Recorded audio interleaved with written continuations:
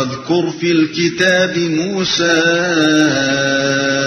إنه كان مخلصا وكان رسولا نبيا۔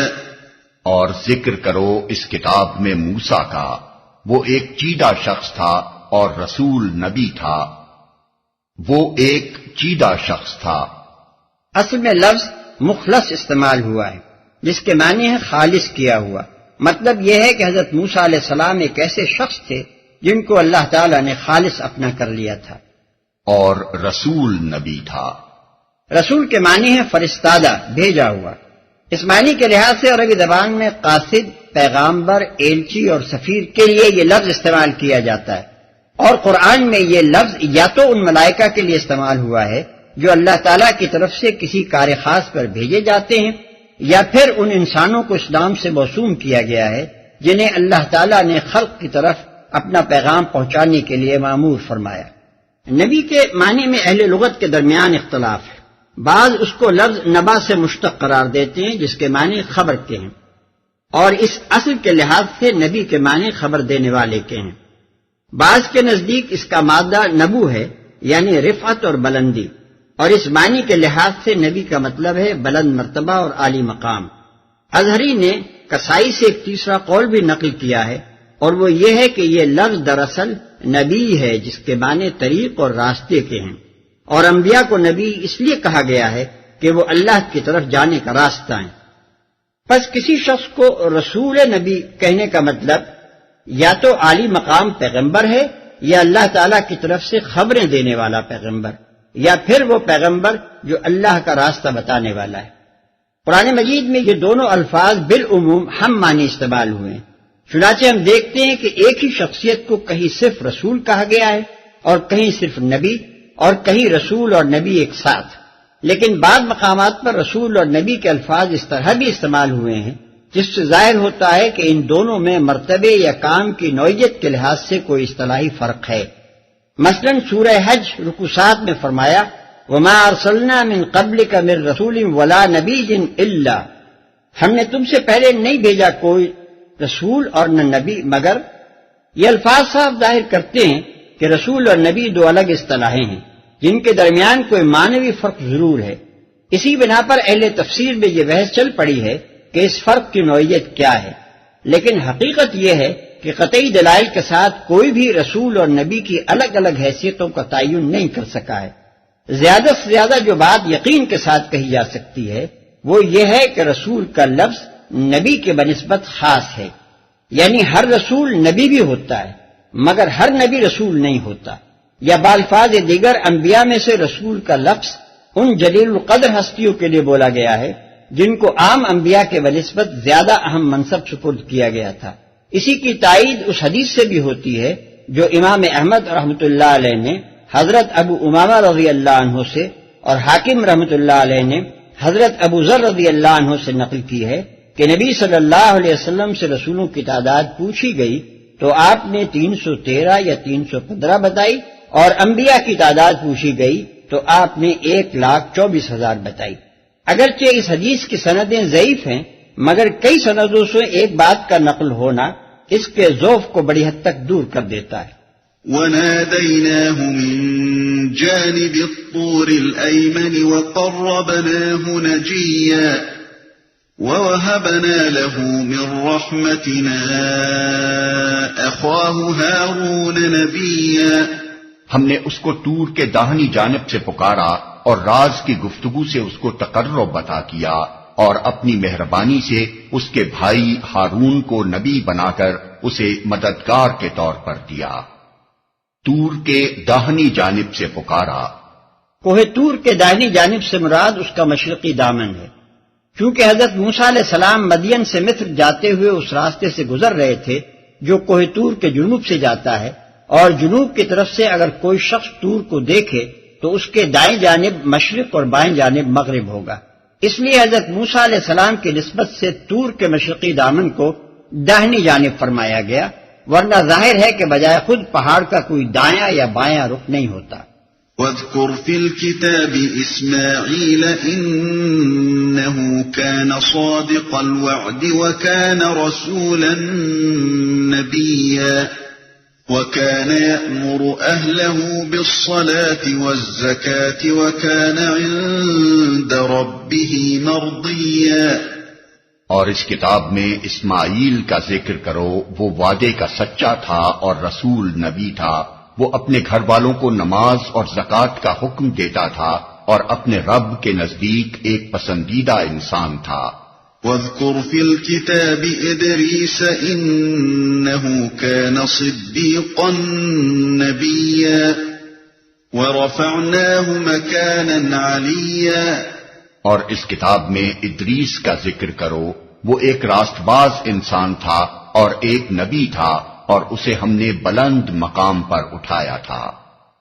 اور اس کتاب میں ادریس کا ذکر کرو. حضرت ادریس علیہ السلام کے متعلق اختلاف ہے. بعض کے نزدیک وہ بنی اسرائیل میں سے کوئی نبی تھے، مگر اکثریت اس طرف گئی ہے کہ وہ حضرت نوح علیہ السلام سے بھی پہلے گزرے ہیں. نبی صلی اللہ علیہ وسلم سے کوئی صحیح حدیث ہم کو ایسی نہیں ملی جس سے ان کی شخصیت کے تعین میں کوئی مدد ملتی ہو. البتہ قرآن کا ایک اشارہ اس خیال کی تائید کرتا ہے کہ وہ حضرت نوح علیہ السلام سے متقدم ہیں، کیونکہ بعد والی آیت میں یہ فرمایا گیا ہے کہ یہ انبیاء جن کا ذکر اوپر گزرا ہے آدم علیہ السلام کی اولاد، نوح علیہ السلام کی اولاد، ابراہیم علیہ السلام کی اولاد اور اسرائیل علیہ السلام کی اولاد سے ہیں. اب یہ ظاہر ہے کہ حضرت یحییٰ، حضرت عیسیٰ اور موسیٰ علیہ السلام تو بنی اسرائیل میں سے ہیں.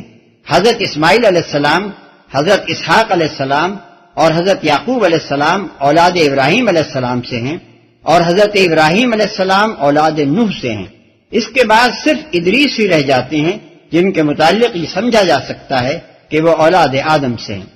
مفسرین کا عام خیال یہ ہے کہ بائبل میں جن بزرگ کا نام ہنوک یعنی اینوک بتایا گیا ہے وہی حضرت ادریس علیہ السلام ہیں. ان کے متعلق بائبل کا بیان یہ ہے. اور ہنوک 65 برس کا تھا جب اس سے متوسلح پیدا ہوا، اور متوسلح کی پیدائش کے بعد ہنوک 300 برس تک خدا کے ساتھ ساتھ چلتا رہا اور وہ غائب ہو گیا کیونکہ خدا نے اسے اٹھا لیا. پیدائش باب 5 آیت 21 اور 24. تلمود کی اسرائیلی روایات میں ان کے حالات زیادہ تفصیل کے ساتھ بتائے گئے ہیں. ان کا خلاصہ یہ ہے کہ حضرت نوح علیہ السلام سے پہلے جب بنی آدم میں بگاڑ کی ابتدا ہوئی تو خدا کے فرشتے نے ہنوک کو، جو لوگوں سے الگ تھلگ زاہدانہ زندگی بسر کرتے تھے، پکارا کہ اے ہنوک اٹھو، گوشہ عزلت سے نکلو اور زمین کے باشندوں میں چل پھر کر ان کو وہ راستہ بتاؤ جس پر ان کو چلنا چاہیے اور وہ طریقے بتاؤ جن پر انہیں عمل کرنا چاہیے. یہ حکم پا کر وہ نکلے اور انہوں نے جگہ جگہ لوگوں کو جمع کر کے وعظ و تلقین کی اور نسل انسانی نے ان کی اطاعت قبول کر کے اللہ کی بندگی اختیار کر لی. ہنوک 353 برس تک نسل انسانی پر حکمران رہے. ان کی حکومت انصاف اور حق پرستی کی حکومت تھی. ان کے عہد میں زمین پر خدا کی رحمتیں برستی تھیں. حوالہ دی تالمود سلیکشنز پیج 18-21. اور اسے ہم نے بلند مقام پر اٹھایا تھا. اس کا سیدھا سادہ مطلب تو یہ ہے کہ اللہ تعالیٰ نے حضرت ادریس علیہ السلام کو بلند مرتبہ عطا کیا تھا، لیکن اسرائیلی روایات سے منتقل ہو کر یہ بات ہمارے ہاں بھی مشہور ہو گئی کہ اللہ تعالیٰ نے حضرت ادریس علیہ السلام کو آسمان پر اٹھا لیا. بائبل میں تو صرف اسی قدر ہے کہ وہ غائب ہو گئے کیونکہ خدا نے ان کو اٹھا لیا، مگر تلمود میں اس کا ایک طویل قصہ بیان ہوا ہے جس کا خاتمہ اس پر ہوتا ہے کہ ہنوک ایک بگولے میں آتشی رتھ اور گھوڑوں سمیت آسمان پر چڑھ گئے. آیت سجدہ. أولئك الذين أنعم الله عليهم من النبيين من ذرية آدم وممن حملنا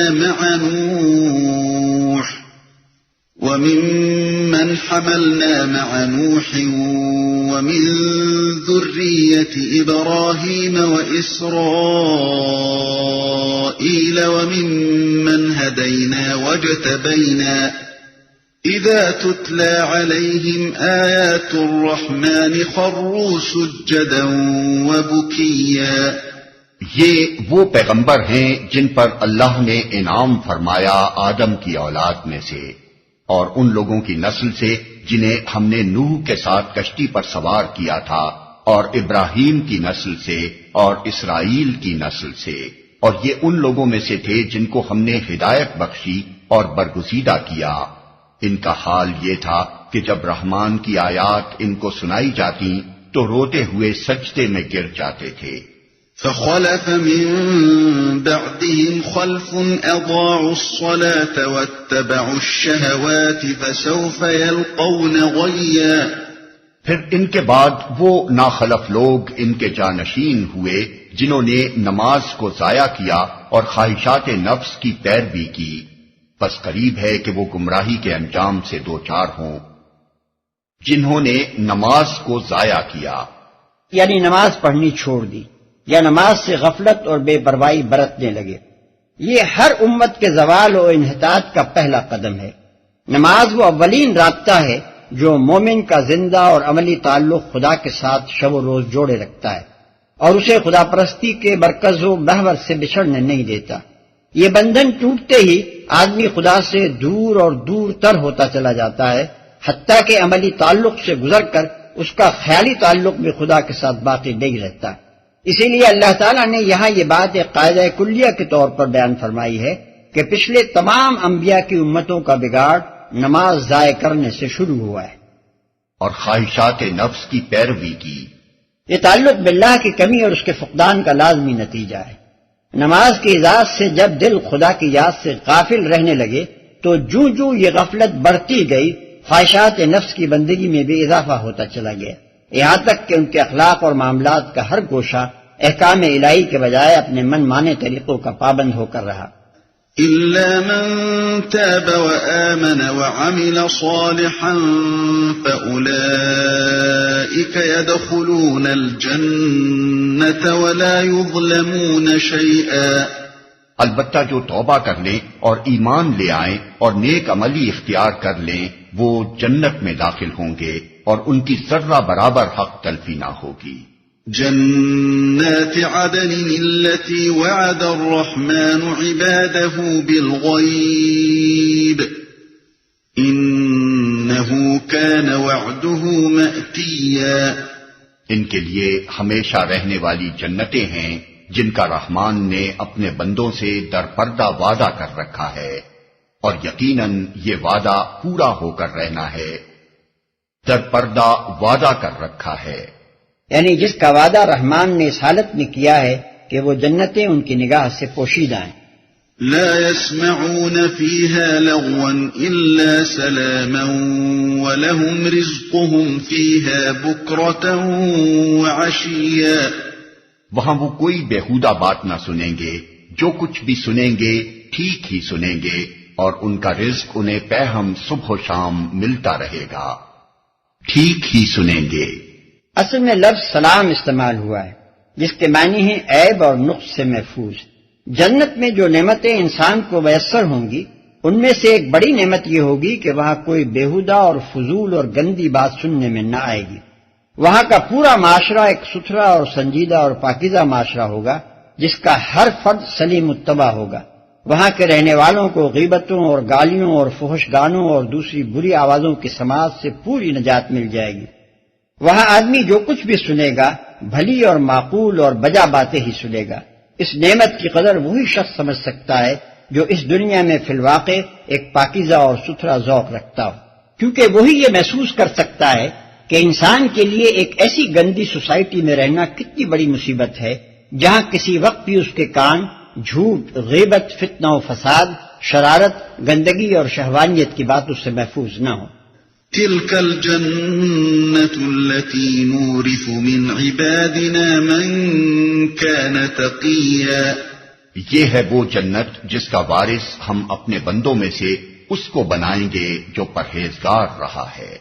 وما نتنزل إلا بأمر ربك له ما بين أيدينا وما خلفنا وما بين ذلك وما كان ربك نسيا۔ اے محمد، ہم تمہارے رب کے حکم کے بغیر نہیں اترا کرتے۔ جو کچھ ہمارے آگے ہے اور جو کچھ پیچھے ہے اور جو کچھ اس کے درمیان میں ہے، ہر چیز کا مالک وہی ہے، اور تمہارا رب بھولنے والا نہیں ہے۔ اے محمد، یہ پورا پیراگراف ایک جملہ معترضہ ہے جو ایک سلسلہ کلام کو ختم کر کے دوسرا سلسلہ کلام شروع کرنے سے پہلے ارشاد ہوا ہے۔ انداز کلام صاحب بتا رہا ہے کہ یہ سورت بڑی دیر کے بعد ایسے زمانے میں نازل ہوئی ہے جبکہ نبی صلی اللہ علیہ وسلم اور آپ کے صحابہ بڑے اضطراب انگیز حالات سے گزر رہے ہیں۔ حضور صلی اللہ علیہ وسلم کو اور آپ کے صحابیوں کو ہر وقت وحی کا انتظار ہے تاکہ اس سے رہنمائی بھی ملے اور تسلی بھی حاصل ہو۔ جوں جوں وحی آنے میں دیر ہو رہی ہے اضطراب بڑھتا جاتا ہے۔ اس حالت میں جبریل علیہ السلام فرشتوں کے جھرمٹ میں تشریف لاتے ہیں۔ پہلے وہ فرمان سناتے ہیں جو موقع کی ضرورت کے لحاظ سے فوراً درکار تھا، پھر آگے بڑھنے سے پہلے اللہ تعالیٰ کے اشارے سے یہ چند کلمات اپنی طرف سے کہتے ہیں جن میں اتنی دیر تک اپنے حاضر نہ ہونے کی معذرت بھی ہے، اللہ تعالیٰ کی طرف سے حرف تسلی بھی اور ساتھ ساتھ صبر و ضبط کی تلقین بھی۔ یہ صرف کلام کی اندرونی شہادت ہی نہیں ہے بلکہ متعدد روایات بھی اس کی تصدیق کرتی ہیں جنہیں ابن جریر، ابن کثیر اور صاحب روح المعانی وغیرہ ہم نے اس آیت کی تفسیر میں نقل کیا ہے۔ رب السماوات والأرض وما بينهما فاعبده واصطبر لعبادته هل تعلم له سميا۔ وہ رب ہے آسمانوں کا اور زمین کا اور ان ساری چیزوں کا جو آسمان و زمین کے درمیان ہیں، بس تم اس کی بندگی کرو اور اسی کی بندگی پر ثابت قدم رہو۔ کیا ہے کوئی ہستی تمہارے علم میں اس کی ہم پایا؟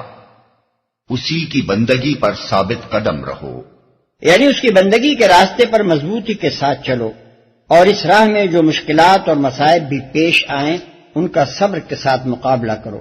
اگر اس کی طرف سے یاد فرمائی اور مدد اور تسلی میں کبھی دیر لگ جایا کرے تو اس پر گھبراؤ نہیں، ایک مطیع فرمان بندے کی طرح ہر حال میں اس کی مشیت پر راضی رہو اور پورے عزم کے ساتھ وہ خدمت انجام دیے چلے جاؤ جو ایک بندے اور رسول کی حیثیت سے تمہارے سپرد کی گئی۔ کیا ہے کوئی ہستی تمہارے علم میں اس کی ہم پایا؟ اصل میں لفظ سمیع استعمال ہوا ہے جس کے لغوی معنی ہم نام کے ہیں۔ مراد یہ کہ اللہ تو الہ ہے، کیا کوئی دوسرا الہ بھی تمہارے علم میں ہے؟ اگر نہیں ہے اور تم جانتے ہو کہ نہیں ہے تو پھر تمہارے لیے اس کے سوا اور راستہ ہی کون سا ہے کہ اس کی بندگی کرو اور اس کے حکم کے بندے بن کر رہو۔ وَيَقُولُ الْإِنسَانُ أَإِذَا مَا مِتُّ لَسَوْفَ أُخْرَجُ حَيًّا۔ انسان کہتا ہے کیا واقعی جب میں مر چکوں گا تو پھر زندہ کر کے نکال لایا جاؤں گا؟ أَوَلَا يَذْكُرُ الْإِنسَانُ أَنَّا خَلَقْنَاهُ مِن قَبْلُ وَلَمْ يَكُ شَيْئًا۔ کیا انسان کو یاد نہیں آتا کہ ہم پہلے اس کو پیدا کر چکے ہیں جبکہ وہ کچھ بھی نہ تھا؟ فَوَرَبِّكَ لَنَحْشُرَنَّهُمْ وَالشَّيَاطِينَ ثُمَّ لَنُحْضِرَنَّهُمْ حَوْلَ جَهَنَّمَ جِثِيًّا۔ تیرے رب کی قسم ہم ضرور ان سب کو اور ان کے ساتھ شیاطین کو بھی گھیر لائیں گے، پھر جہنم کے گرد لا کر انہیں گھٹنوں کے بل گرا دیں گے، ان کے ساتھ شیاطین کو بھی گھیر لائیں گے۔ یعنی ان شیاطین کو جن کے یہ چیلے بنے ہوئے ہیں اور جن کے سکھائے پڑھائے میں آ کر انہوں نے یہ سمجھ لیا ہے کہ زندگی جو کچھ بھی ہے بس یہی دنیا کی زندگی ہے، اس کے بعد کوئی دوسری زندگی نہیں جہاں ہمیں خدا کے سامنے حاضر ہونا اور اپنے اعمال کا حساب دینا ہو۔ ثم لننزعن من كل شيعة أيهم أشد على الرحمن عتيا ثم لنحن أعلم بالذين هم أولى بها صليا۔ پھر ہر گروہ میں سے ہر اس شخص کو چھانٹ لیں گے جو رحمان کے مقابلے میں زیادہ سرکش بنا ہوا تھا، پھر ہم یہ جانتے ہیں کہ ان میں سے کون سب سے بڑھ کر جہنم میں جھونکے جانے کا مستحق ہے، زیادہ سرکش بنا ہوا تھا، یعنی ہر باغی گروہ کا لیڈر۔ وَإِن مِّنكُمْ إِلَّا وَارِدُهَا كَانَ عَلَى رَبِّكَ حَتْمًا مَّقْضِيًّا۔ تم میں سے کوئی ایسا نہیں ہے جو جہنم پر وارد نہ ہو، یہ تو ایک طے شدہ بات ہے جسے پورا کرنا تیرے رب کا ذمہ ہے۔ جو جہنم پر وارد نہ ہو وارد ہونے کے معنی بعض روایات میں داخل ہونے کے بیان کیے گئے، مگر ان میں سے کسی کی سند بھی نبی صلی اللہ علیہ وسلم تک قابل اعتماد ذرائع سے نہیں پہنچتی۔ اور پھر یہ بات قرآن مجید اور ان کثیر التعداد صحیح احادیث کے بھی خلاف ہے جن میں مومنین صالحین کے دوزخ میں جانے کی قطعی نفی کی گئی۔ مزید برآں لغت میں بھی ورود کے معنی دخول کے نہیں ہیں، اس لیے اس کا صحیح مطلب یہی ہے کہ جہنم پر گزر تو سب کا ہوگا، مگر جیسا کہ بعد والی آیت بتا رہی ہے پرہیزگار لوگ اس سے بچا لیے جائیں گے اور ظالم اس میں جھونک دیے جائیں گے۔ ثم ننجي الذين اتقوا ونذر الظالمين فيها جثيا، پھر ہم ان لوگوں کو بچا لیں گے جو دنیا میں متقی تھے اور ظالموں کو اسی میں گرا ہوا چھوڑ دیں گے۔ وَإِذَا تُتْلَى عَلَيْهِمْ آيَاتُنَا بَيِّنَاتٍ قَالَ الَّذِينَ كَفَرُوا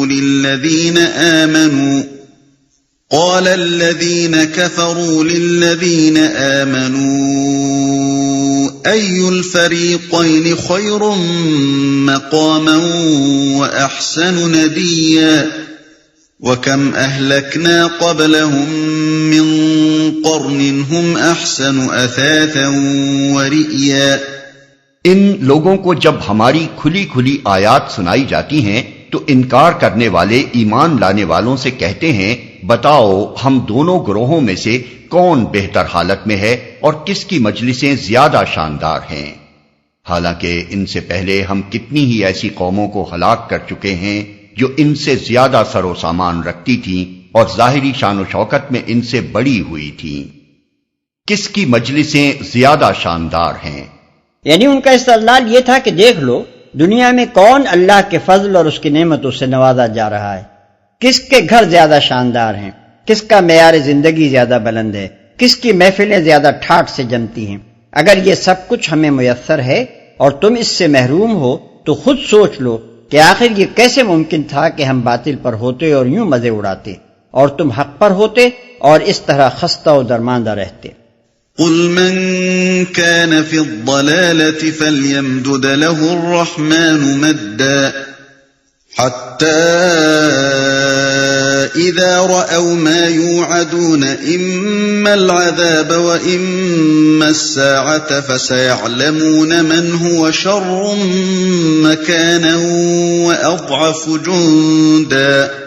ان سے کہو جو شخص گمراہی میں مبتلا ہوتا ہے اسے رحمان ڈھیل دیا کرتا ہے یہاں تک کہ جب ایسے لوگ وہ چیز دیکھ لیتے ہیں جس کا ان سے وعدہ کیا گیا ہے، خواہ وہ عذاب الہی ہو یا قیامت کی گھڑی، تب انہیں معلوم ہو جاتا ہے کہ کس کا حال خراب ہے اور کس کا جتھا کمزور۔ وَيَزِيدُ اللَّهُ الَّذِينَ اهْتَدَوْا هُدًى وَالْبَاقِيَاتُ الصَّالِحَاتُ خَيْرٌ عِندَ رَبِّكَ ثَوَابًا وَخَيْرٌ مَّرَدًّا۔ اس کے برعکس جو لوگ راہ راست اختیار کرتے ہیں اللہ ان کو راست روی میں ترقی عطا فرماتا ہے، اور باقی رہ جانے والی نیکیاں ہی تیرے رب کے نزدیک جزا اور انجام کے اعتبار سے بہتر ہیں۔ ترقی عطا فرماتا ہے، یعنی ہر آزمائش کے موقع پر اللہ تعالیٰ ان کو صحیح فیصلے کرنے اور صحیح راستہ اختیار کرنے کی توفیق بخشتا ہے، ان کو برائیوں اور غلطیوں سے بچاتا ہے اور اس کی ہدایت اور رہنمائی سے وہ برابر راہ راست پر بڑھتے چلے جاتے ہیں۔ أَفَرَأَيْتَ الَّذِي كَفَرَ بِآيَاتِنَا وَقَالَ لَأُوتَيَنَّ مَالًا وَوَلَدًا۔ پھر تو نے دیکھا اس شخص کو جو ہماری آیات کو ماننے سے انکار کرتا ہے اور کہتا ہے کہ میں تو مال اور اولاد سے نوازا ہی جاتا رہوں گا۔ یعنی وہ کہتا ہے کہ تم مجھے خواہ کتنا ہی گمراہ و بدکار کہتے رہو اور عذاب الہی کے ڈراوے دیا کرو، میں تو آج بھی تم سے زیادہ خوشحال ہوں اور آئندہ بھی مجھ پر نعمتوں کی بارش ہوتی رہے گی۔ میری دولت دیکھو، میری وجاہت دیکھو اور ریاست دیکھو، میرے نامور بیٹوں کو دیکھو، میری زندگی میں آخر تمہیں کہاں یہ آثار نظر آتے ہیں کہ میں خدا کا مغضوب ہوں؟ یہ مکے میں کسی ایک شخص کے خیالات نہ تھے، بلکہ کفار مکہ کا ہر شیخ اور سردار اسی خط میں مبتلا تھا۔ اطلع الغیب ام اتخذ عند الرحمن عہدا کلا سنكتب ما يقول ونمد له من العذاب مدا ونرثه ما يقول ويأتينا فردا. کیا اسے غیب کا پتہ چل گیا ہے یا اس نے رحمان سے کوئی عہد لے رکھا ہے؟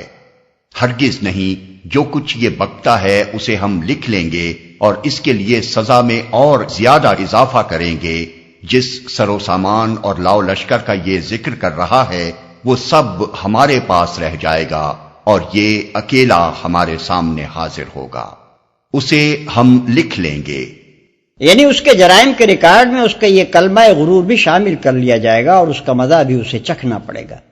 وَاتَّخَذُوا مِن دُونِ اللَّهِ آلِهَةً لِيَكُونُوا لَهُمْ عِزًّا كَلَّا سَيَكْفُرُونَ بِعِبَادَتِهِمْ وَيَكُونُونَ عَلَيْهِمْ ضِدًّا. ان لوگوں نے اللہ کو چھوڑ کر اپنے کچھ خدا بنا رکھے ہیں تاکہ وہ ان کے پشتیبان ہوں. کوئی پشتیبان نہ ہوگا، وہ سب ان کی عبادت کا انکار کریں گے اور الٹے ان کے مخالف بن جائیں گے. ان کے پشتیبان ہوں. اصل میں لفظ عزن استعمال ہوا ہے، یعنی وہ ان کے لیے سبب عزت ہوں. مگر عزت سے مراد عربی زبان میں کسی شخص کا ایسا طاقتور اور زبردست ہونا ہے کہ اس پر کوئی ہاتھ نہ ڈال سکے، اور ایک شخص کا دوسرے شخص کے لیے سبب عزت بننا یہ معنی رکھتا ہے کہ وہ اس کی حمایت پر ہو، جس کی وجہ سے اس کا کوئی مخالف اس کی طرف آنکھ اٹھا کر نہ دیکھ سکے. ان کی عبادت کا انکار کریں گے، یعنی وہ کہیں گے کہ نہ ہم نے کبھی ان سے کہا تھا کہ ہماری عبادت کرو، اور نہ ہمیں یہ خبر تھی کہ یہ احمق لوگ ہماری عبادت کر رہے ہیں. أَلَمْ تَرَ أَنَّا أَرْسَلْنَا الشَّيَاطِينَ عَلَى الْكَافِرِينَ تَؤُزُّهُمْ أَزًّا فَلَا تَعْجَلْ عَلَيْهِمْ إِنَّمَا نَعُدُّ لَهُمْ عَدًّا. کیا تم دیکھتے نہیں ہو کہ ہم نے ان منکرین حق پر شیاطین چھوڑ رکھے ہیں جو انہیں خوب خوب مخالفت حق پر اکسا رہے ہیں. اچھا تو اب ان پر نزول عذاب کے لیے بےتاب نہ ہو، ہم ان کے دن گن رہے ہیں. مطلب یہ ہے کہ ان کی زیادتیوں پر تم بے صبر نہ ہو. ان کی شامت قریب آ لگی ہے، پیمانہ بھرا چاہتا ہے. اللہ کی دی ہوئی مہلت کے کچھ دن باقی ہیں، انہیں پورا ہو لینے دو. يَوْمَ نَحْشُرُ الْمُتَّقِينَ إِلَى الرَّحْمَنِ وَفْدًا وَنَسُوقُ الْمُجْرِمِينَ إِلَى جَهَنَّمَ وِرْدًا. وہ دن آنے والا ہے جب متقی لوگوں کو ہم مہمانوں کی طرح رحمان کے حضور پیش کریں گے اور مجرموں کو پیاسے جانوروں کی طرح جہنم کی طرف ہانک لے جائیں گے. لا يملكون الشفاعة إلا من اتخذ عند الرحمن عهدا. اس وقت لوگ کوئی سفارش لانے پر قادر نہ ہوں گے بجز اس کے جس نے رحمان کے حضور سے پروانہ حاصل کر لیا ہو.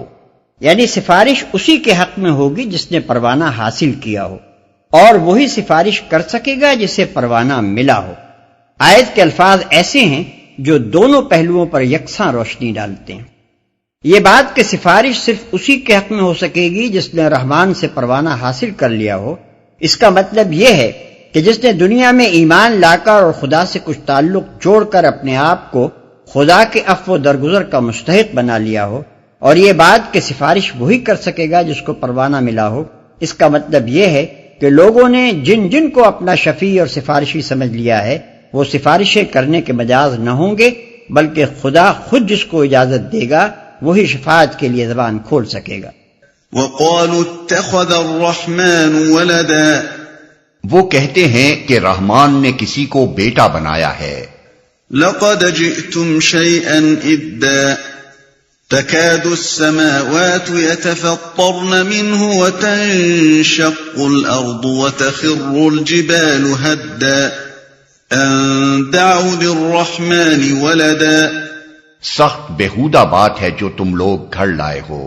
قریب ہے کہ آسمان پھٹ پڑیں، زمین شق ہو جائے اور پہاڑ گر جائیں اس بات پر کہ لوگوں نے رحمان کے لیے اولاد ہونے کا دعویٰ کیا.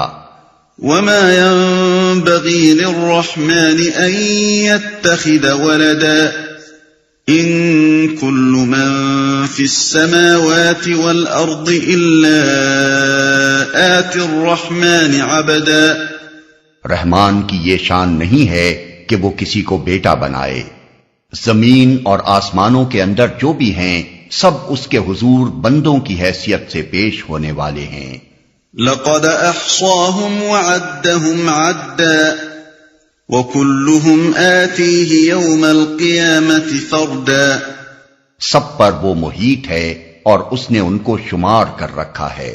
سب قیامت کے روز فردن فردن اس کے سامنے حاضر ہوں گے. ان الذين آمنوا وعملوا الصالحات سيجعل لهم الرحمن ودا. یقیناً جو لوگ ایمان لے آئے ہیں اور عمل صالح کر رہے ہیں عنقریب رحمان ان کے لیے دلوں میں محبت پیدا کر دے گا.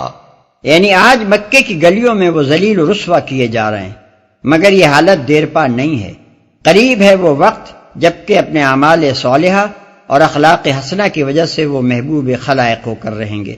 دل ان کی طرف کھنچیں گے، دنیا ان کے آگے پلکیں بچھائے گی. فسق و فجور، رونت اور کبر، جھوٹ اور ریاکاری کے بل پر جو سیادت و قیادت چلتی ہو وہ گردنوں کو چاہے جھکا لے، دلوں کو مسخر نہیں کر سکتی. اس کے برعکس جو لوگ صداقت، دیانت، اخلاص اور حسن اخلاق کے ساتھ راہ راست کی طرف دعوت دیں، ان سے اول چاہے دنیا کتنی ہی اوپرائے، آخر کار وہ دلوں کو موہ لیتے ہیں اور بدیانت لوگوں کا جھوٹ زیادہ دیر تک ان کا راستہ روکے نہیں رہ سکتا. فَإِنَّمَا يَسَّرْنَاهُ بِلِسَانِكَ لِتُبَشِّرَ بِهِ الْمُتَّقِينَ وَتُنذِرَ بِهِ قَوْمًا لُدًّا. پس اے محمد اس کلام کو ہم نے آسان کر کے تمہاری زبان میں اسی لیے نازل کیا ہے کہ تم پرہیزگاروں کو خوشخبری دے دو اور ہٹ دھرم لوگوں کو ڈرا دو. وَكَمْ أَهْلَكْنَا قَبْلَهُمْ مِنْ قَرْنٍ هَلْ تُحِسُّ مِنْهُمْ مِنْ أَحَدٍ أَوْ تَسْمَعُ لَهُمْ رِكْزًا. ان سے پہلے ہم کتنی ہی قوموں کو ہلاک کر چکے ہیں، پھر آج کہیں تم ان کا نشان پاتے ہو یا ان کی بھنک بھی کہیں سنائی دیتی ہے.